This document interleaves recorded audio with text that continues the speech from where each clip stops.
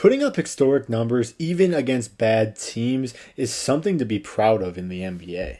Giannis just put up these numbers right here, and I think the most important thing that stands out here is these 20 assists. Now, we all know to get an assist, the person has to make a shot. That's been the struggle all year for the Bucks. Other than Dame and Giannis, who's been the third guy to step up? They traded for Kyle Kuzma to try to fill that role. He's been kind of hit or miss. Offensively struggling a little bit, but most importantly now, these other players that he's setting up are starting to make those shots right in time for the playoffs. Giannis attracts so much attention. Look at Quentin Grimes here. He's not even worried about his man. And at this point, there's basically three people coming to build the wall, per se, against Giannis. And the thing is, the Bucks have the personnel to be able to do this consistently. AJ Green and Taurean Prince space the floor well and are able to get these open looks. Once again, the defense's gravity shifts towards Giannis, and he's able to just find the open man. He has a solid basketball IQ and good passing vision. On this play, it's all IQ. Brook Lopez does a nice job getting in position in the post, and he's just reading Quentin Grimes. He comes over to have that backside help, and is able to find Gary Trent spotting up in the corner there. There have been question marks on the Bucks all season, and truly I think if these quote-unquote others can step up, especially down the line in a playoff series, it makes the difference. When a guy shoots normally 35%, can get that to a 40% in a 7-game series, they're able to win some games and possibly make a run in the playoffs. And Giannis getting these guys open looks like that, they can do just that.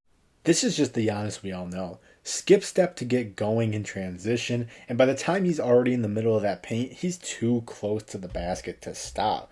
He has a nice spin move. I want you to watch on this spin move how much ground he actually covers. He gets very physical and just takes a nice pound dribble, spins on Castleton, and gets to the rim. When Giannis gets a full head of steam and getting to the rim, he's pretty much impossible to stop.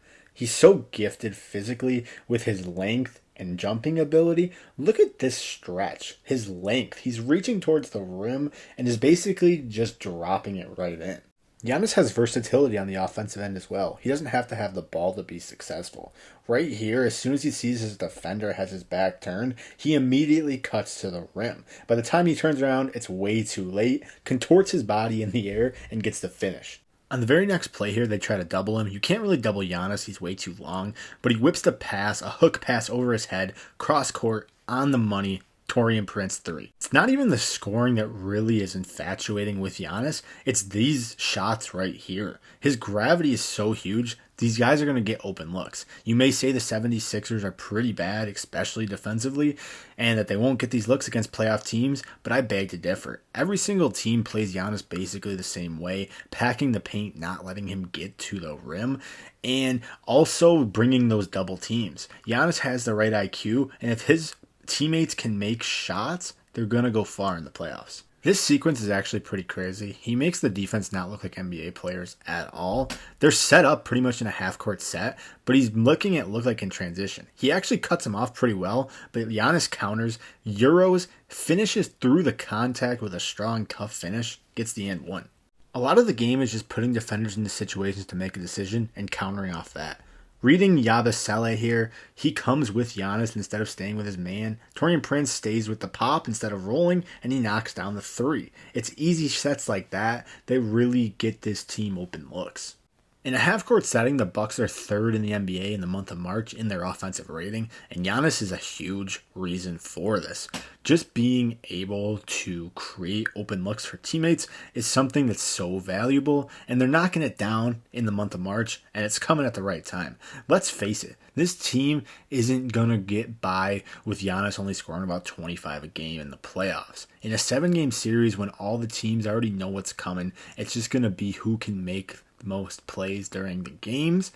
The Bucks are going to have Dame and Giannis with around 30 to 40 points every game to compete and go far in the playoffs.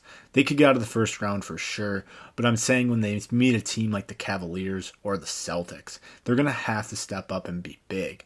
But if they can have one or two difference makers, X factors per se, like Kyle Kuzma, AJ Green, Taurean Prince, some guys like Gary Trent Jr. step up, hit a few shots, be above average from what they were in the regular season, they could be deadly come playoff time.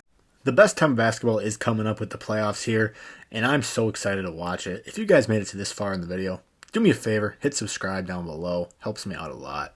We'll see you next time. Peace.